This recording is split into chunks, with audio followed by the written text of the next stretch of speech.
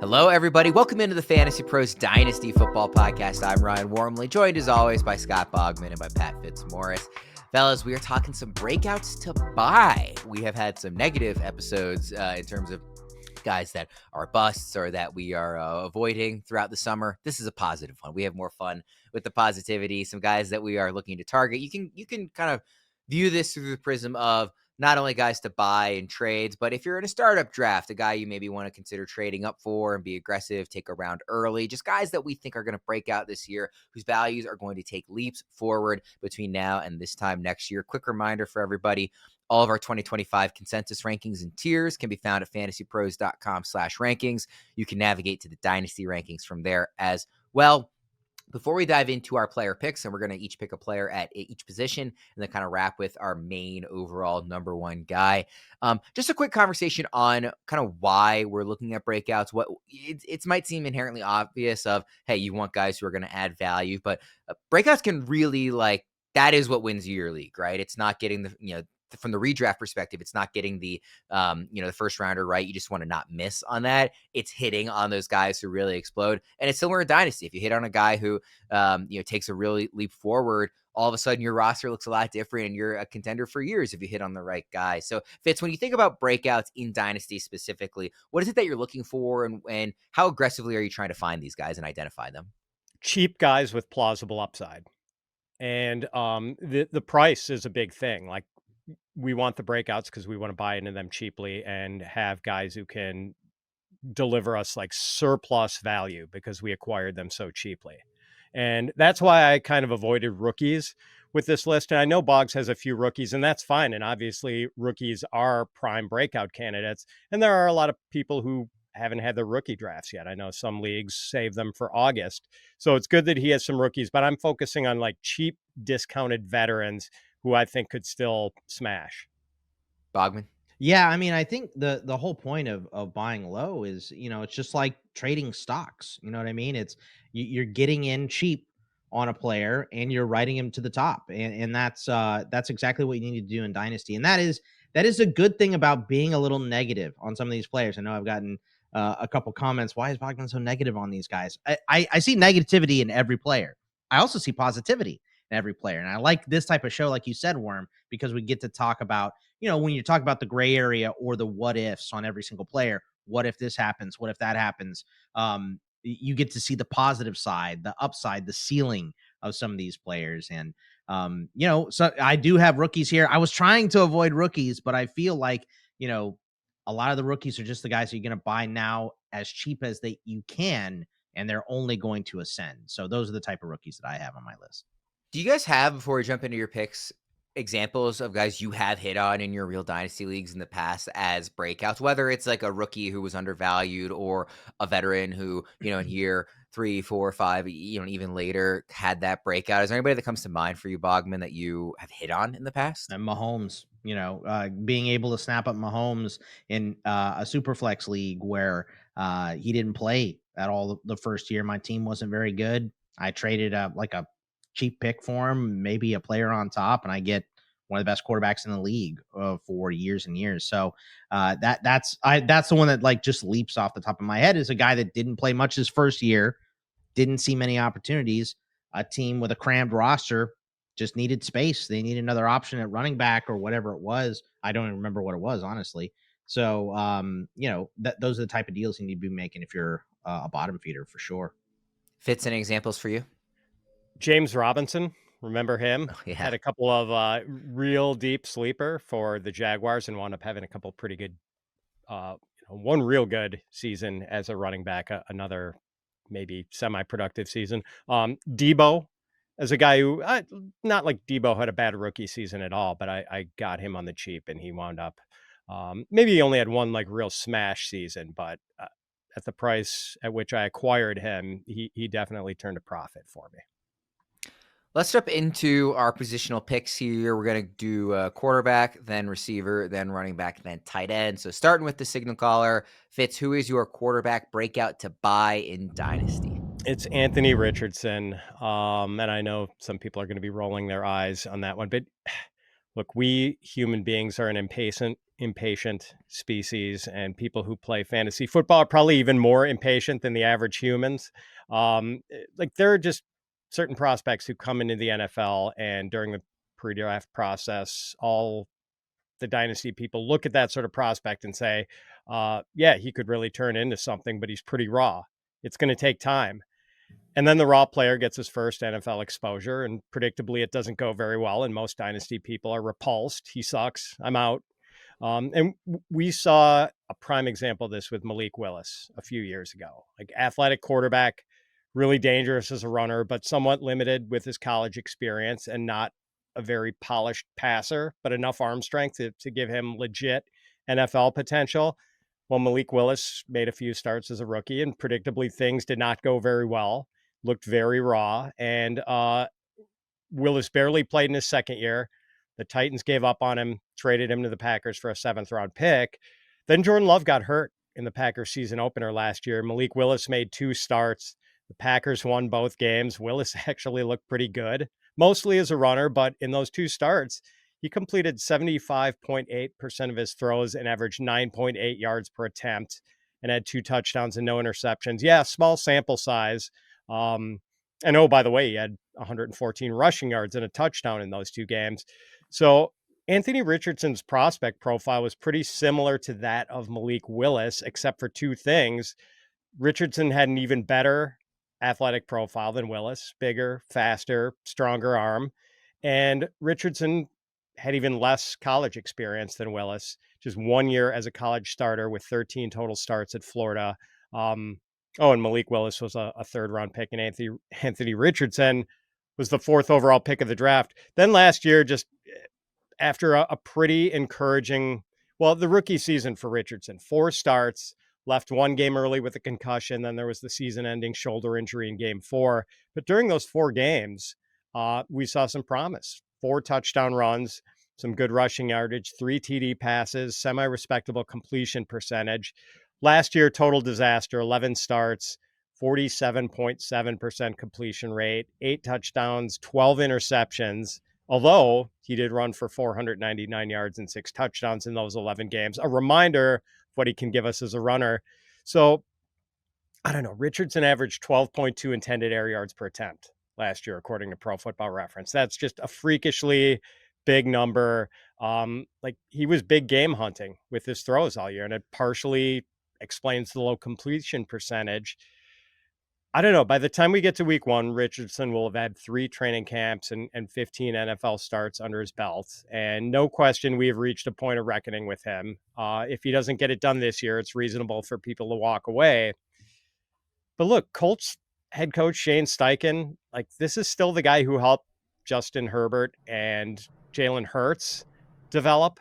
It happened pretty quickly with those 2. It's taken a little more time with Richardson. I am urging patience. Like sometimes player development is kind of a long and winding road. And like just look at Richardson's teammate, Bernard Raymond, the Colts left tackle. The dude is from Austria, spent his junior year of high school in America as an exchange student and fell in love with football. Played college ball at Central Michigan, started as a tight end, was a tight end for 2 years. First year as a lineman was the COVID year, so there were like 5 or 6 games for him. Basically had 1 year as a college offensive lineman, but the Colts drafted him in the 3rd round strictly on physical traits. He's gotten better and better every year, and he just signed a contract that's going to pay him $25 million a season. So I don't know. Richardson isn't a dumb guy. Boggs, you and I had Matt Waldman on one of our rookie preview shows the year Richardson came out. Waldman loved him. He had talked to a former NFL position coach who had worked with Richardson. I can't remember the coach's name, but he had told Waldman that Richardson was really sharp with all the film room and whiteboard stuff, and that you could see it on the field with the way he'd look off safeties and manipulate defenders with his eyes. I just think people are waving the white flag on him too soon, and he is cheap, man. Like on the FantasyPros Dynasty trade value charts, a great tool for all you Dynasty people, by the way, we have Richardson's value on par with DeAndre Swift and Dalton Kincaid. And Richardson's upside is so much greater than those dudes. If things click for him this year, and I don't think it's unreasonable to think they could click now that he's gotten some playing experience. If you buy him now in Dynasty, you could look like a freaking genius to your league mates and change the entire trajectory of your dynasty team. All right, Bogman, let's talk for a bit and give Fitz a chance to catch his breath after all that. No, I mean, Richardson is a really fascinating kind of character in this dynasty landscape because of the obvious upside if it clicks and the obvious downside that we have seen the last couple of years in terms of injury and inaccuracy. I guess for me, Bogman, I feel like your stance on Richardson comes down to price. Like, I think it's an obvious, like, this is a guy worth taking a swing on. It's just a question of, are you taking a flyer on him, or are you like really paying up to assume that risk, but also take on some of that possible reward? I want to get your opinion first, and then I'm going to bring up, there was a poll that Fitz put out on Twitter earlier today, asking if people are still out or in or out on Richardson, and I'll kind of share those results. But first, Bogman, I want to hear what you think. Yeah, I mean, I'm so glad I didn't pick Richardson for this position here, because I feel like I've been talking about him a little bit too much. I wanted to shift my focus to somebody else. So I'm glad Fitzy picked up the torch here and talked about A-Rich a little bit. I mean, I think, the thing that I've said from the jump this offseason is, if you're Shane Steichen, if you're, Ballard with the Colts here, you made the selection of Richardson. You look like idiots if Daniel Jones is the starter. I think everything they've done this offseason has been to push A-Rich to make him feel good. Daniel Jones is the leader of this job. Well, A-Rich has been banged up. And then A-Rich comes back. Well, it's kind of it's pulling even now, they're saying. And then A-Rich is going to pass him once the preseason starts. And then I think he's going to start week 1 and be the starter of the whole year. So I think he's a perfect buy right now. And there are not many quarterbacks that are set up for success more than whoever is the quarterback of the Colts. Look at all these weapons. You have Warren, you have Downs, you have Pittman, Pierce, and Adonai Mitchell. You're deep at wide receiver. You're flush at tight end. Now you have Giddens behind JT if he does go down again.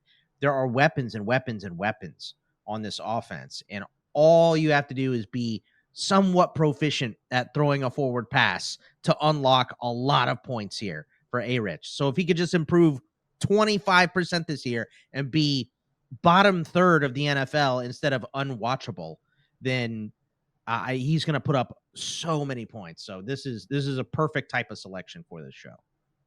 Fitz, I don't know if you've looked at the results of the poll you put on Twitter, but what were your expectations for the answer to the poll? And by the way, the poll was, don't care if you look at this from a fantasy angle or pure football angle, but on Anthony Richardson, are you in or are you out? And when you put this out there, I'm curious if you had an expectation of what you thought those percentages would look like. I guessed it was going to be about 55% out and about 45% in. It is the exact opposite of that. It's 45% out, 55% in. It's like 54.4%, but it's like basically almost exactly the reverse of that. Fitzy's got smart followers. So it's close to 50-50, right? There's a lot of people who are out, but there's also, a lot of people who are in. I think A-Rich starting, like if Jalen Milroe has to start this year, it's the same level, right? Like A-Rich should not have started his rookie season, and he was not good enough last year. Milroe being thrown to the Wolves this year would be the same example. Same thing with Malik, like Fitzy's example in his breakdown there. I mean, sometimes it's just too early, and we expect too much of these guys. And I think that was the case with A-Rich. We can move on from Richardson, but the last point that I want to make on it to wrap things up is that I think for me personally, I'm not saying that I'm out, but when I am leaning in that direction, I think it is more because of the injury stuff than it is because of the inaccuracy and the inability to develop. I believe in Shane Steichen. I believe talented players can get better and more accurate. I mean, he's not going to take like a Josh Allen type leap, I don't think, in terms of inaccuracy to accurate, but like I think he can get better. I worry that because so much of the special upside is in the legs and the running, that if he ever dials that back because he barely played because he keeps getting hurt, that's what worries me more, is that he's unable to stay healthy while using the skill set that makes him so valuable in fantasy and dynasty. So that would be more of my concern than the actual like development in his trajectory, just simply as a passer. Yeah, it would be nice if he had the Lamar Jackson ability to avoid the big hits. Yes. Nobody has that except Lamar. Yeah, he's very good at that. Bogman, let's go to your quarterback here. I'm going to talk about Cam Ward again. Cam Ward, his ETR right now is 21 in Dynasty. I have him at 18. And look, no one is challenging Cam Ward at all. Fitzy and I were on a show a couple, maybe last week, a couple weeks ago, where we were talking about maybe some rookies that are being overlooked. And Cam Ward at 1-1 is being overlooked. There was an article on The Athletic, I think just the other day, about how this is, you would think this is Trayvon Walker as a 1-1 pick, the way that he's been covered in the media, right? Everyone's talking about Shedeur Sanders. Nobody's talking about Cam Ward. Cam Ward is showing up at practice at 5:30 every single day. They've had to kick him out of the building some nights. He is obsessed with greatness here. I'm super excited to see what he has. And, if you don't like that his teammates are around him, he's already won over the locker room. The fact that Will Levis is gone. He's out for the season. He had shoulder surgery. Brandon Allen is now Cam Ward's backup. So he's definitely getting the start from the beginning. This guy did it at Incarnate Word. He improved Washington State. Then he went to Miami and was outstanding and led the country in a lot of passing metrics. Passing touchdowns, 10th in completion percentage, second in pass yards, fourth in big time throw percentage, second deep ball pass grade, ninth in completion and adjusted completion percentage, fourth in deep ball completions and deep ball touchdowns. Like he is ready to go. He is tailor made for this offense, and he has rushing upside. He hasn't needed to unlock yet because of the play of some of the players around him. So there's meat on the bone for him to grow as a rusher, and he's already a really good passer. And seeing him jump from Incarnate Word to the talent that he had at Washington State, and then to go to Miami and to make a guy like Restrepo, who was undrafted, look like a second or third rounder for a big chunk of the year. Eli Arroyo had never been heard of before Cam Ward came in, right? Like he put some of these guys on the map. I'm a big Cam Ward fan, and I think he's kind of being overlooked because there wasn't a lot of hype coming in. We kind of knew this pick of the Titans was going to happen for months and months. So there's not excitement. You should be excited about the number 1 overall pick quarterback, Cam Ward. He is excellent, and I think he's being a little bit overlooked right now. Yeah, Fitz, you were not the highest on Ward in the pre-draft process. I am starting to kind of come around, though, a bit on like what Bogman's saying about like I do think like the hype is a little too low considering he's the number 1 pick, and it feels like I don't think he's ever going to be Josh Allen or Lamar Jackson, but I think he is better than he's being evaluated at right now, both in terms of real life and in terms of fantasy. I just think he's like I don't know that he's like the best value on the board, but I think he is undervalued right now. What do you think? My concerns with Ward were a little more related to real life than fantasy, because he definitely has that stuntman DNA where he is like, yeah, he wants to be Jackie Chan and do his own stunts and fight 20 guys. And like sometimes you want to see him make less risky decisions. I would watch him at Miami and like, I would be yelling at the TV for throw him the ball. Get rid of the ball. Get rid of the ball. Yeah, and Lord knows he's not going to be able to hold it 6 seconds in the NFL the way he did. I think he was like because I wrote him up for the Black Book, and I think one of the negatives was he was like bottom 3 or 4 in time to throw. Like he just holds on that ball. Yeah. He had a bunch of fumbles too. Right. Carries it around with one hand in the pocket. Sometimes that's not good. But for fantasy, you want a guy who's a risk taker. Like people, like I've heard people talk about Justin Jefferson, like, oh, he was even able to put up good numbers with Nick Mullins. No, people can put up good numbers with Nick Mullins because he will take crazy chances downfield. But if you started Nick Mullins over the course of a full season, he would throw like 73 interceptions. And that is like Cam Ward is going to take chances downfield. And I think he's going to, collect passing yardage as a result, and he's going to run, and there are going to be some touchdowns, but there's going to be some fumbles. There's going to be some picks, but the nice thing is there's no one behind him to push him after those mistakes this year. Right. So the thing is like, it's the long-term viability. Can he tamp down the turnovers and sacks enough that a team looks at him as their long-term guy without question? This is our guy for the next 8 to 10 years. So that's my question with him. Fantasy, yeah, I absolutely think he's going to put up numbers. You can see how far these breakout names might fall in your Dynasty startup drafts by using our draft simulator. The draft simulator allows you to practice quick and fun, realistic redrafts or Dynasty mock drafts based on your league settings in minutes. Sync your league for free and try it today at fantasypros.com/mock or download the Fantasy Football Draft Wizard app. All right, guys, let's go to the wide receivers here. Fitz, who do you have for us? All right, Keon Coleman. I've been a big fan since he came out. He's a 6'3" former college basketball player with exceptional ball skills. And while he doesn't have great straight line speed, it's good enough after the catch that Florida State had Keon Coleman returning punts, and he was actually the third leading punt returner in FBS in his final college season.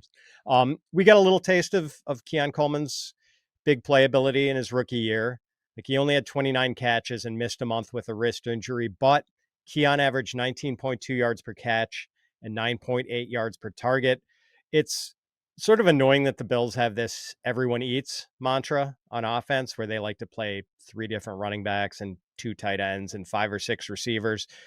But Keon Coleman was the 33rd overall pick of the draft last year.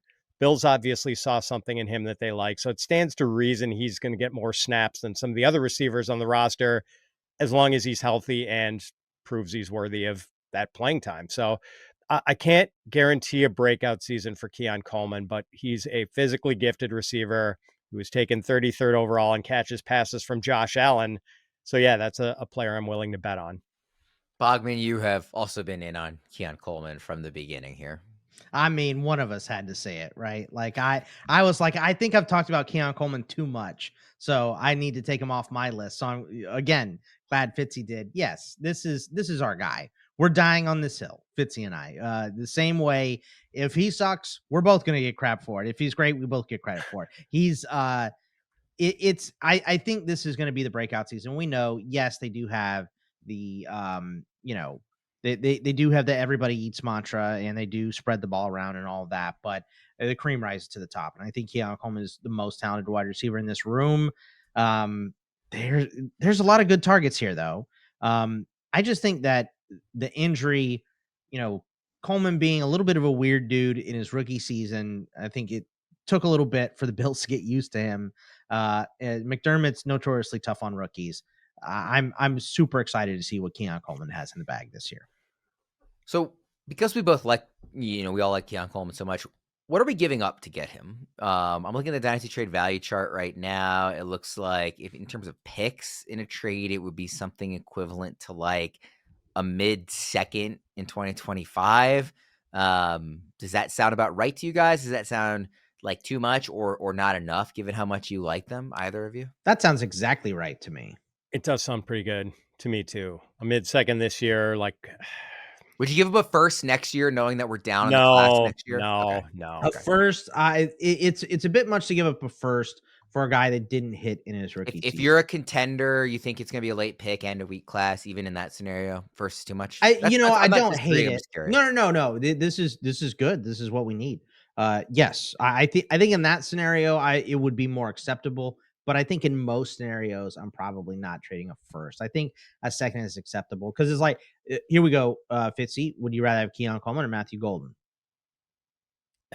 Because he's like a back end of the first guy right now, 2025. If that's what we're looking at, if you'd rather have Coleman, you'd probably give up that late first. Yeah, that's close. I mean, most people would rather have Golden, and he's got the first round draft capital, and he hasn't had I think most people would look at Keon's rookie season as a failure just because there weren't a lot of catches. So I think the price is always going to be higher in a guy like Golden, who has yet to fail and has first round draft capital. Oh, and by the way, Keon's price on our Dynasty trade value chart at FantasyPros, I believe it's the same as the price on Anthony Richardson in Superflex. Oh man, I'd rather have That's funny. The trade pick stuff's always really interesting because I feel like teams, and this isn't always true, but in my experience, teams that are projected to be in the middle don't tend to trade as much. It's usually the obvious contenders or the obvious rebuilders. So you have to, again, this is just anecdotal to my experience, but I often have to think about things in terms of like, it's probably going to be a late pick or an early pick, not middle. And then that gets tricky because if you're a contender and you're trying to get a guy, a late second isn't that appealing to most people. Whereas a late first, like maybe that's more tenable.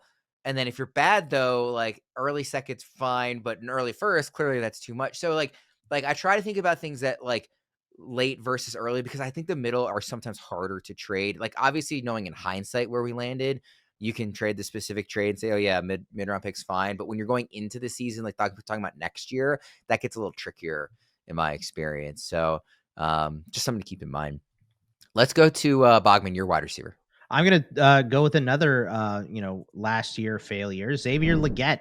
And Xavier Legette is just completely forgotten about right now. His ECR is 66. I'll be honest, I have him right at 66, right at ECR. So I don't have him, in my scopes all the time, but I think this is a trade. If you can go and give up a late pick or anything insignificant to go get Xavier Legette, I think it's worth it. And this is a first round pick from last season. And I like the prospect of McMillan stretching the field down the sideline and Legette kind of working underneath a little bit more than usual because he's so good with the ball in his hands. And last year, look, he didn't pop, right? But he had so many injuries. He had a hamstring injury in rookie camp, lower body injury in training camp, which turned out to be a foot injury that he had offseason surgery on. That was in camp. So he drugged that around all year. October 8th, he jammed his shoulder, had to leave the game, didn't miss any time, though, after that. October 31st, toe injury in practice. He played through that. Then he had a groin hip injury at the end of the year. This year, you hear nothing about injuries. It's about how big and fast he's looked. He cooked J.C. Horn the other day for a long touchdown in camp.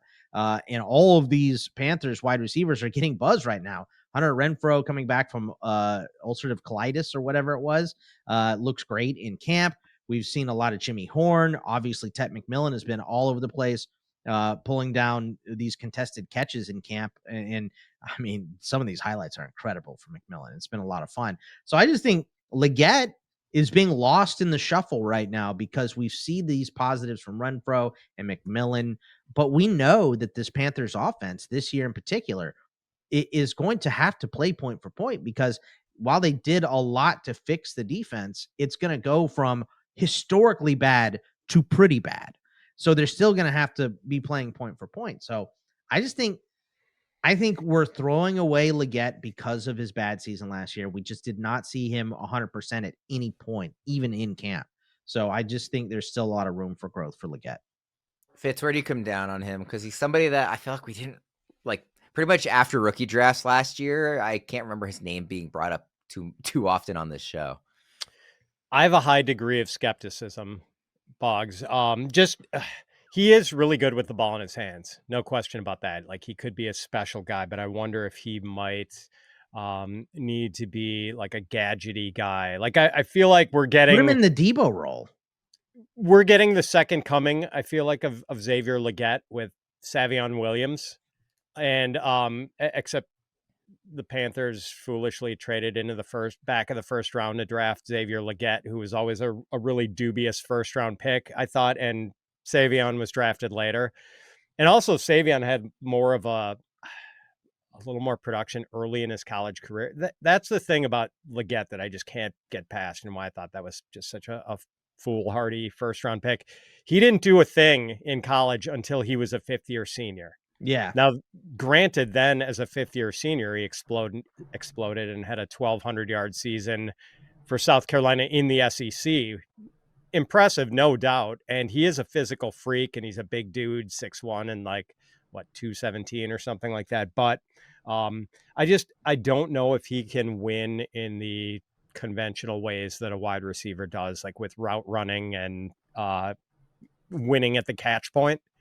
Great with the ball in his hands, but yeah, he might have a pretty narrow path to success. And that is more than fair. Like the knocks on Legette have been extremely fair. My thing with Legette is right now, what does the trade value chart say about him? He's cheap. I mean, a bag of footballs. It should be like a Starbucks gift card gets you Xavier Legette right now. So because he is torched in value. He is 67th most highly, valued amongst the receivers on the trade value chart. It's the equivalent value on par with like Dylan Sampson and Rashad White among running backs, and Cade Otton and Jatavian Sanders. Woo. And Malik Willis in a super flex. Yeah, got a quarterback that's not playing. So yeah, I just think he's so cheap right now. That he is definitely by far the cheapest player I have on my He's list. like a late third in terms of draft pick value on our chart. And I think if you have 5 rounds, you might be able to get him for a 4th or a 5th. Yeah. Fitz, give me your running back that you want to talk about here. All right, let's talk about Tyjae Spears. He looked so good as a rookie in 2023. Like, he had 100 carries because he wasn't going to get any more. The Titans still had Derrick Henry at the time, but he was just electric on those carries. And he was really good as a passing down back that year. 52 catches, 7.4 yards per catch. Then last season was just kind of an injury nightmare for Spears. Ankle injury and a hamstring injury early in the season, then 2 concussions later on in the season. Just kind of a lost year. Was not as effective as a runner last year, but still pretty effective as a receiver, 30 catches in 12 games. So Titans head coach Brian Callahan keeps talking about wanting to use Tony Pollard and Tyjae Spears in almost equal measure. Like, I don't know if that's going to be true or if it's just coach speak, but it does suggest that Spears is going to get pretty healthy usage. It's probably never going to be the bell cow usage we want, but hey, that's okay. I mean, Spears weighs under 200 pounds. He's not going to be a bell cow. Could still be pretty valuable in a 50-50 role because he's going to have the passing down work. And the Titans offense overall, I mean, it could be a lot better. We were just talking about Cam Ward and how he's a risk taker and like he's going to move the ball at times. Offensive line, which was kind of shredded by injuries last year, healthy again. And the Titans added Dan Moore and Kevin Zeitler to the mix. And you two should know about those guys. So I think there's a good chance we get a breakout from Spears this season. Bogman, is Spears somebody that you feel like you're trying to go out and acquire right now? I don't know that he's a target, but the thing that I like about Spears is that there is no third, right? Like, let me ask you this, Fitzy. Would you rather go Spears or Warren? Jaylen Warren? See, I'd rather go Spears just for the simple fact that the Steelers also have Gainwell, right? Like, they signed Gainwell and they drafted Caleb Johnson. There's 3 guys there. There's not a third guy in Tennessee. It's Julius Chestnut, right? Who was good filling in for Spears last year, but he's not a guy you need to get on the field. Yeah, I think Warren's role is sort of settled while Spears' role is maybe evolving. Right. It could be more as well. There's a little more. There could be room for touches for Spears as well. So I like both those guys, but I think, specifically for this year, maybe not for Dynasty, that I'd rather have Spears. And there is a way he pushes Pollard out. I still think Pollard's a better back. But like Fitzy mentioned, Cam Ward really improving this team should, the rising tide lifts all boats deal. Everybody should be a little bit better with Cam Ward at the helm this year. Do you still think about Fitz, the lack of ligament in his knee when thinking about trading for him in Dynasty? A little bit. Maybe it is a short window of productivity, and I know we've made the Jay Ajayi comparison because Jay Ajayi didn't have the ligament, but Jay Ajayi did have that one huge season where he had 1,500 yards from scrimmage and was a running back one. I'd like to think it's going to be a longer window of productivity for Spears, but hey, man, we're not, especially with kind of the non-superstar running back class. We realize it's going to be a short window for those guys. But if we can just get 2 or 3 good years out of Tyjae Spears, and for the price he's going right now, I think his Dynasty investors would be pleased. Bogman, who do you have at running back? Let's go Zach Charbonnet, and that's because I got to the sheet first. Thank you, Fitzy, because I know Fitzy wanted Zach Charbonnet as well. But look, this guy, he's only stunted by having a stud like Kenneth Walker in front of him. Last season, 10th in yards after contact per 10th. He was 9th in yards per target, 6th in catch percentage among running backs. He was 2nd in pass block grade, which led to him being on the field on passing down so much. He had 42 catches, 308 yards, and a score. He has started 8 games for Kenneth Walker in his career. In those games, he is averaging 16.2 half PPR points per game. Last season, 16.2 is exactly what Josh Jacobs averaged. That would be RB7. So in his starts, you can see there is a lot to like about Zach Charbonnet. He's a good back. He's obviously complete. He's a big back. He's a guy that can be a workhorse if needed. And, there's talk about the Seahawks know how much value they have in this backfield. They talked before the draft about potentially trading one of these guys to kind of gain interest. It's hard to, get teams to trade for a running back because they are kind of a dime a dozen at this point. But I just think Charbonnet is extremely talented. He's in a tough spot to be behind Walker, but Walker has been banged up in his career. And I believe Walker's free agent, if I'm not mistaken, after this season as well. So I just think Charbonnet, just once he gets his chance, he's going to go buck wild, and I'm here for it. So I'm trying to get Charbonnet everywhere I can. He's my favorite. He's like the first pick that I had when this when I saw this was the show that we were doing. It's like, all right, well, I got Charbonnet running back, and I got to figure out everybody else. So Fitz, why did you want to pick Charbonnet too before you were beaten to it? Yeah, just because he's been really good whenever he's gotten a chance so far in 2 seasons. He has 75 catches already over his first 2 years. Last year, he averaged 3.35 yards after contact per carry, and he forced 32 missed tackles on only 135 rushing attempts. And when Kenneth Walker was out, Charbonnet had a pair of 2 touchdown games, one against the Dolphins, one against the Cardinals. So, like, we have seen the flashes here, and I've been popping off all offseason about how good I think this running game, how improved I think the Seattle running game is going to be this year, with Clint Kubiak as the new OC and Rick Dennison as the running game coordinator. And just the Kubiak Dennison combination has been gold for running games for a long time, starting with Clint Kubiak's dad, Gary, back in Denver when he was the OC, and Rick Dennison was the offensive line coach. Like, the Broncos kept churning out like impressive running back seasons, and we're always among the team leaders in rushing yardage. So yeah, I love the setup for Charbonnet, and I think there's real talent here. I mean, I like Charbonnet a lot too. Like, obviously opportunity is going to be something to pay close attention to, but we liked him. I wasn't doing the show with you guys at the time, but I liked him as a rookie. I think you guys probably did, like, coming in like to that draft process. And we were both very upset that he ended up with the Seahawks because they had Ken Walker. And by the way, Ken Walker is a free agent after this season. So yeah, I always think of Brooklyn Nine-Nine when the late Andre Braugher was like, they had some discount Chardonnay that's called a Charbonnet in the show. Charbonnet. He just bring me a Charbonnet. Bring me a Charbonnet. Oh, it's great. Great show. Great so actor. good. So good. Love Brooklyn Nine-Nine. By now, most of you have probably heard of Reality Sports Online, the powerful fantasy sports platform where owners get to build and manage their fantasy team like an NFL general manager. But the question is, have you tried it? It's time to go see what all the buzz in the Dynasty community is about. Free agency, multi-year contracts, a rookie draft, multi-team trades, franchise tags, contract extensions, first-round rookie options, automated contract and salary cap functionality, and much, much more. I think it sounds complicated. It's not. The best thing about Reality Sports Online Fantasy Front Office is that it doesn't take any more time than a standard league. It just requires more strategy. Think you're among the fantasy elite? Well, this is the platform to test your mettle. Still not sure? You can test out your general manager skills for free in a mock free agency auction. If you like what you see, use promo code FantasyPros to receive a 10% discount on your team or league today. That's promo code FantasyPros to receive a 10% discount on your team or league today. Fantasy just got real at realitysportsonline.com. All right, guys, let's do the tight ends before we get to our single favorite breakouts to target at any position. Fitz, who is your tight end? All right, I've already gotten hit with a few pieces of rotten fruit from trying to sell Anthony Richardson to folks. If I couldn't sell you on Anthony Richardson, I probably will not be able to sell you on Kyle Pitts, who has had... Probably not.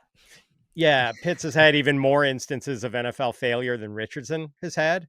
And there are just a lot of dynasty managers with scar tissue from past experiences with Kyle Pitts. But we are still talking about a 24-year-old tight end who was the number 4 overall pick in the draft, just like Anthony Richardson was, and who played his first NFL game at age 20 and became the first rookie tight end in 60 years to have a 1,000-yard season. So, Andrew Cooper of Fantasy Alarm, who has been a guest on the FantasyPros football podcast and is a guy who's heavily focused on the tight end position for fantasy. Coop says he looks for 2 things when he's trying to find sleeper tight ends. 1, does the sleeper candidate have a path to being the number 2 target on his team? And 2, is he athletic? And Pitts very much checks both of those boxes. He is an athletic freak, hence one of the reasons why he was the number 4 overall pick in the draft when he came out. And it's probably either going to be Kyle Pitts or Darnell Mooney as the number 2 receiver in Atlanta. And Mooney is now out for several weeks with the shoulder injury. So I know a lot of people hate Pitts because he's burned them. So he is now really cheap in Dynasty. Like, the price is just, there is hatred baked into the price of Kyle Pitts. Like, he is dirt cheap. But this is just, it's another toolsy young player I am not ready to give up on yet. I think that I actually don't know the way that Coop does this, but when talking about the number 2 target, is he excluding running backs? Because I kind of feel like Bijan will be the number 2 target in this. Well, yeah, offense. but I mean, running backs just don't get 90 or 100 targets typically, and usually the number 2 target on a team does. So, I mean, Bijan's going to catch a lot of passes. He could catch 75 passes, but he's also going to have a catch rate of like 85% because he's catching passes at or behind the line of scrimmage. Yeah, for sure. I just wanted to mention because I would imagine he'll get more receptions, but yeah, it's a different way to think about the receptions. Yeah, I mean, Pitts is like, in Bogman, I'm curious if you are feeling similarly or if you're just done with it. Like, he's one of those guys. He's probably the prime example of a guy that I just can't blame anybody who's out and just done with it. And if you just have no interest, like, fine, I can't talk you out of that.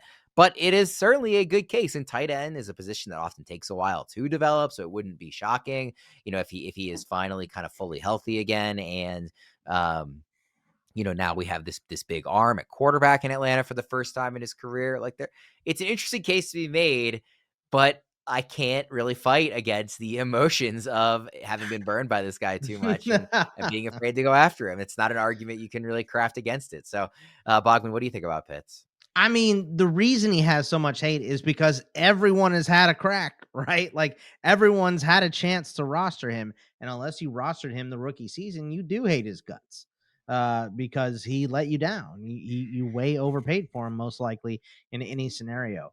I do think you're right, Fitz, that there's still a lot of football left in Kyle Pitts, right? Like, he was injured that year after his rookie season. He hasn't had a ton after that. He's not like an injury prone guy. He's had some horrific quarterback play, Desmond Ridder for a couple seasons. Right. And then, Kirk Cousins coming off an Achilles was not good to start last year. And last year, getting used to a new system with Zach Robinson, new system with Robinson, rookie quarterback starting at the end of the year, injured quarterback the rest of the year. So, I think I probably even have him ranked too low, where I have him on tight end, and I probably need to bring him back up a little bit because I'm part of that as well.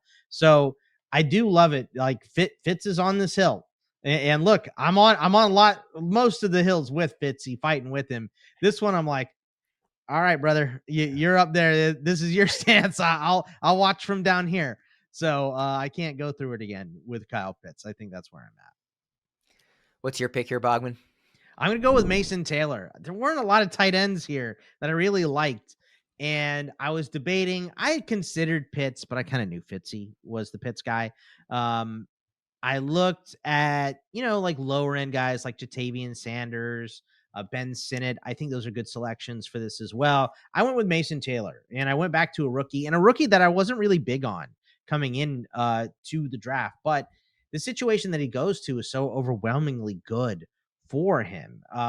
Mason Taylor going to the Jets, there's just no other competition right now. It's Jeremy Ruckert, who he's already passed according to all reports on the depth chart, and he's way more complete of a player, of a tight end, than Stone Smart is, right? So Stone Smart is a receiving tight end only. He can't inline block. And Mason Taylor can do a little bit of everything. He's really good with a ball in his hands. He's really good at making a contested catch as well. And, who is number 2? We were just talking about that with the situation in Atlanta. Who is number 2 there? It's probably Bijan. It's probably Breece Hall behind Garrett Wilson in New York. But after that, it's Josh Reynolds. Josh Reynolds having a good camp. He's a veteran, right? But I don't know that he has a crazy ceiling. Neither does Alan Lazard. So right now it's Garrett Wilson and kind of nobody. I think Mason Taylor, specifically in the first year with Justin Fields, who they're going to want to run the ball a lot, and throw short passes. I think Taylor could be in for a lot of like easy dump off, like a Jonnu Smith type of season from last year, where there's just a lot of designed short passes for Justin Fields because they work off of options and things like that. So I think Mason Taylor could jump into an early, very productive role for the Jets this year. I go back and forth, Fitz, on my favorite of this like kind of tier of tight end. Like I really like Taylor. I like Terrence Ferguson. Excuse me. I like Elijah Arroyo. Like all these rookies coming in that went in kind of this day 2 of the draft. Fannin, you could have considered as well here. Yeah, there's a bunch. I'm intrigued by all of these guys, and I want to be invested in them. Mason Taylor specifically for you, Fitz. Is he somebody that you see as a breakout candidate? Yeah, he's interesting for sure. One thing he has that some of those guys don't have, NFL bloodlines, with his dad being Jason Taylor, the edge rusher extraordinaire for the Dolphins. He is really athletic. He has second round draft capital. And he does well. I don't know, Boggs. You left out some luminaries in the Jets wide receiver room, like Xavier Gibson and Malachi Corley and Tyler Johnson and Arian Smith, who I think dropped more balls in college than he actually caught. So yeah, like he actually does meet that Andrew Cooper threshold of having a path to being the number 2 target in this Jets offense as a rookie. The only thing is I do expect that the Jets are probably going to have among the fewest pass attempts in the league, just because that's true. Like Justin Fields averaged like 24 pass attempts a game when he was the starter in Chicago, and so many of his dropbacks end in either sacks or scrambles that it kind of mutes the overall passing volume. But still, there's just so little. Who's going to catch him besides Garrett Wilson? Yeah, exactly. So who has more catches this year, Fitzy? Warren or Taylor as rookies? Tyler Warren or Mason Taylor? I'm betting on Warren. You're still betting on Warren? Yeah. I mean, he's just the talent level, I think, and the college. I think he's way more talented than Mason Taylor. There's no doubt about that. But I bet they're within 5 catches of each other. Because I just think that Warren is one of a bunch of targets in Indy, and Taylor's one of 3 targets in New York. It's Wilson, Taylor, and Hall. I bet that's going to be your 1, 2, 3 in receptions for the Jets this year. All right, we saved the best for last. Any position, whichever you guys want, your single favorite breakouts to target. Fitz, who is the number 1 guy on your list? It's Marvin Mims, and he is a really interesting player and kind of a hard guy to get a handle on. So Mims was a second-round pick in 2023, and he's been in the league now for 2 years. His average depth of target in his first season was 15.1 yards, and he averaged 17.1 yards per catch. He was a deep ball specialist. Last season, Mims' average depth of target was 7.4 yards. He did a lot of his damage on screen passes. His usage was kind of gadgety, to be honest. He lined up in the backfield a lot of the time. He was like a schemed up touches guy. So it's like, what is Marvin Mims at this point? Like back in the earliest days of Saturday Night Live, there was a mock commercial for a product called Shimmer.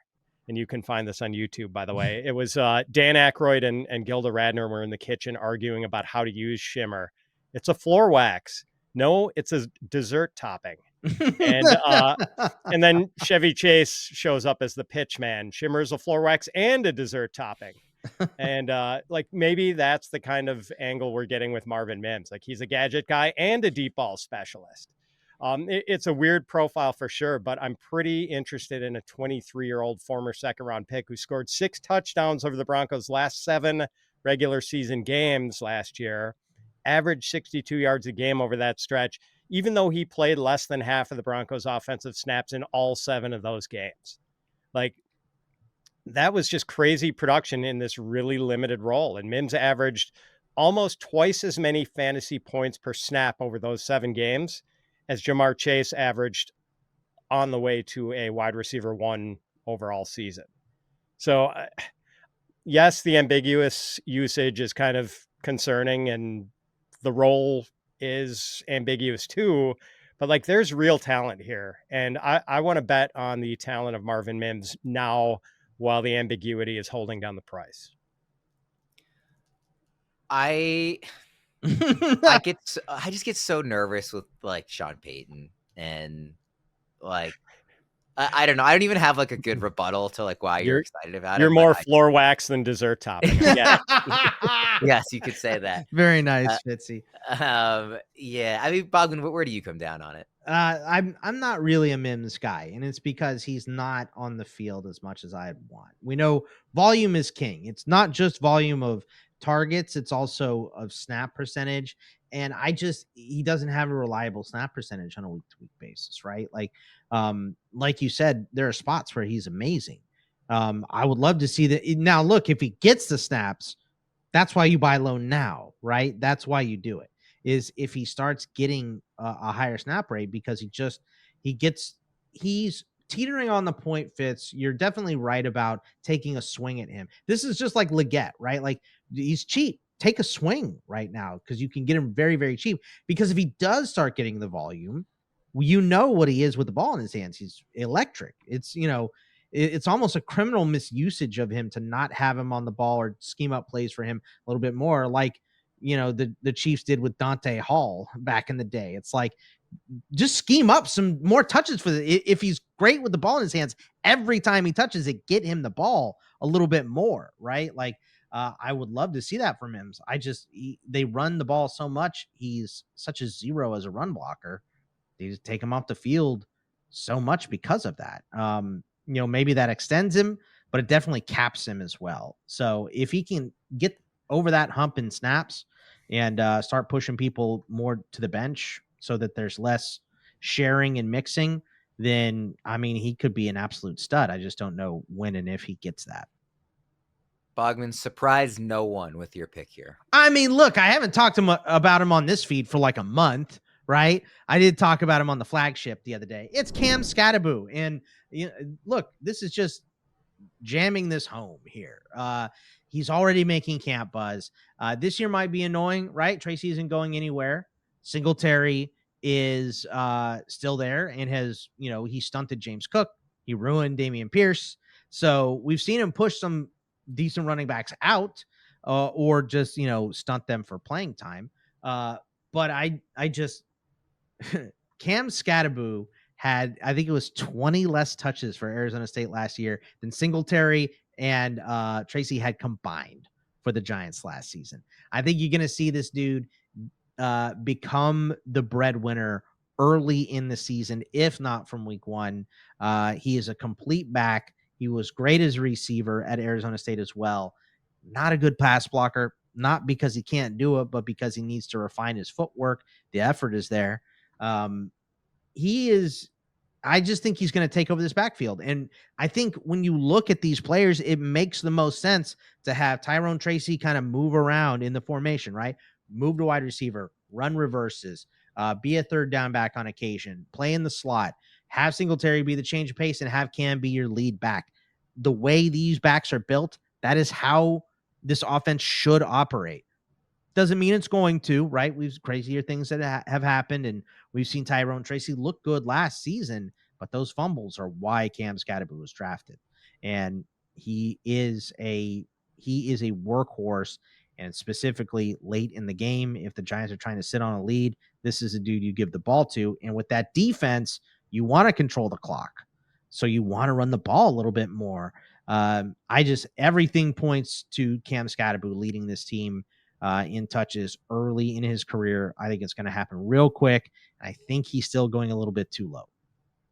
Fitz, we've talked about Skattebo a lot. Any just quick thoughts on him here? Yeah, I mean, not the classic running back prospect, but he definitely has a path to playing time. I kind of believe in the talent. I was sort of a semi-believer, and Boggs has definitely helped persuade me over, the last, 7 months, whenever it was when we started getting into the pre-draft process. So, I'm bullish overall. And, I know Boggs is never going to forgive me for sniping him on Skattebo in the league we're in together. Dude, I'm trying to offer him like 6 different ways to get this deal done. Yes. Just not And I having just it. kept the pick and took Skattebo right in front of Bogman, and I think he still hates me for it. All right, let's get into some mailbag questions here. If you have a breakout that you're trying to buy, join the Pros community on Discord and share your moves in one of our Dynasty threads. Chat with other fans and get access to exclusive AMAs that wind up on our podcast feed. Here's our current schedule. Boggs and Fitz at 5 Eastern every Tuesday through the end of August. Myself and Fitz at 5 Eastern on the first Tuesday of every month. Come get your questions answered and be on the show at fantasypros.com/chat. We don't have a ton of time. We actually ended up getting a lot of questions on this mailbag. So what I want to do is kind of speed through, and I'll give you guys, I'll give one of you each question and just kind of move back and forth without both of you weighing in on all of them, because I want to hit on as many of these as possible. Bogman, first question for you. Yes or no, in IDP leagues, is playing Travis Hunter in that slot an unfair advantage? Probably. Yeah. Probably, but that's but that's joy the of way having it Travis is. Hunter. Like Yeah. it just depends on your format and how the commissioner, if the commissioner even has a choice to assign it. It is a cheat code, but I wrote about this in our draft guide and in the Black Book about I have a Travis Hunter just section, so check it out. Thoughts, Fitz, for you. Thoughts on the long-term outlook of Chase Brown, assuming he keeps ascending on this Bengals offense? No way they will pay him, considering the cap tied up with Burrow, Chase, and Higgins already, right? Yeah, I mean, he needs one more good year to cement his, I think, fantasy credibility. But again, he is probably going to get another chance to be, he is going to be the lead guy. And I don't know how much work Taj Brooks or Samaj P. Ryan are going to steal from him. The Bengals just got rid of Zach Moss. I think the talent is terrific, but he's obviously not going to get like 85% of the snaps and touches the way he was doing down the stretch last year. Maybe it was closer to 95%. Yeah, I mean, like I want one more year out of him, but Boggs and I think have been in on the talent since he was basically behind Moss on the depth chart. Bogman, who are you feeling as the best late round rookie picks? Some of the names that are thrown out here: Royals, Thornton, Bryant, Lambert, Monangai, JCM, Hunter, Neal, James, and Etienne. I think Neal stands out to me. I think there's just a really quick path to playing time for him in New Orleans. And I just talked about how I'm not the biggest Mims guy. I am a big Pat Bryant guy, though. So love the motor. Love that he's already being compared to Michael Thomas, but he is a flyer. Royals, very, very talented as well. Another player I like a lot, but I just don't know where he gets his time. Fitz, how do you navigate negotiating with horrible trade offers? He shows an example here. I won't read through every name here, but he gets offered, as he puts it, this albatross for a new owner taking over an orphan team. Clearly rejected. How do you navigate getting those terrible trade offers and trying to negotiate with somebody who's just so far off? I usually don't.